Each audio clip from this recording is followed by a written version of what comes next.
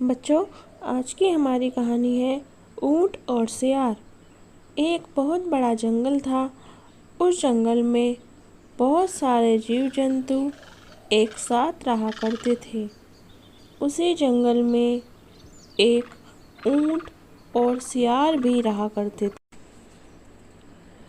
वे दोनों बहुत अच्छे दोस्त थे और पूरा दिन एक दूसरे के साथ ही रहते थे। एक बार सियार को किसी से पता लगा कि नदी के उस पार एक तरबूजों का बहुत बड़ा खेत है, तो उसका बहुत ज़्यादा मन किया तरबूज खाने का। फिर उसने सोचा नदी पार करके उस ओर कैसे जाऊं। तब उसको ऊँट की याद आई और वो ऊँट के पास भागा।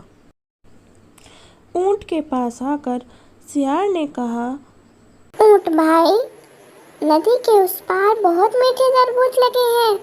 आप अगर कहें तो हम दोनों कल सुबह वहाँ चलें। इस पर ऊँट का भी बहुत जी ललचाया तरबूज खाने का। तो ऊँट सुबह को सियार के साथ नदी के उस पार जाने के लिए तैयार हो गया और कहा, ठीक है सियार, तुम मुझे सुबह नदी के किनारे पर मिलना, फिर हम दोनों एक साथ चलेंगे।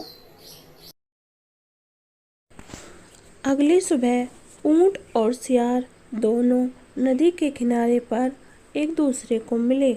नदी के पानी का बहाव बहुत तेज था, जिसको देखकर उस सियार को डर लगने लगा। तो सियार ने ऊँट से कहा,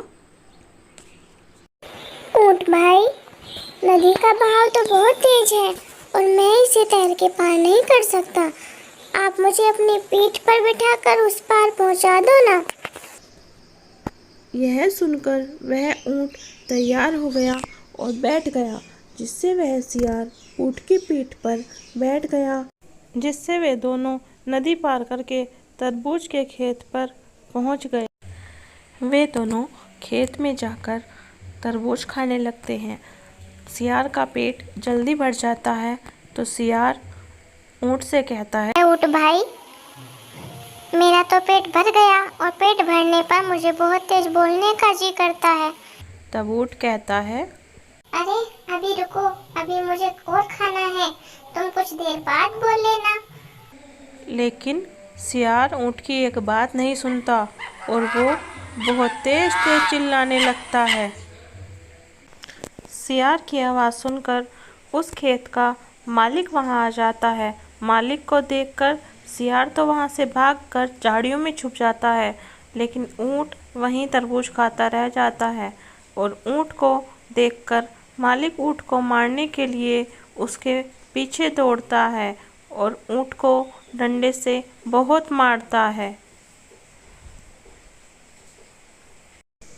ऊँट और सियार फिर नदी के किनारे पर मिलते हैं। तब ऊँट सियार से कहता है, सियार, तुम्हें ऐसे बोलना नहीं चाहिए था, तुम्हारी वजह से मुझे बहुत पिटाई लगी। इस पर सियार कहता है, भाई, इसमें मेरी कोई गलती नहीं। खाना खाने के बाद मुझसे चुप नहीं रहा जाता, ये मेरी आदत है।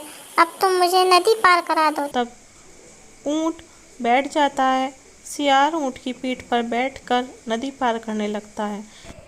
नदी के बीच में पहुंचकर ऊँट नदी में बैठने लगता है और कहता है कि भाई, मेरी भी खाना खा के नदी में बैठने की आदत है, जिससे सियार नदी में बह जाता है।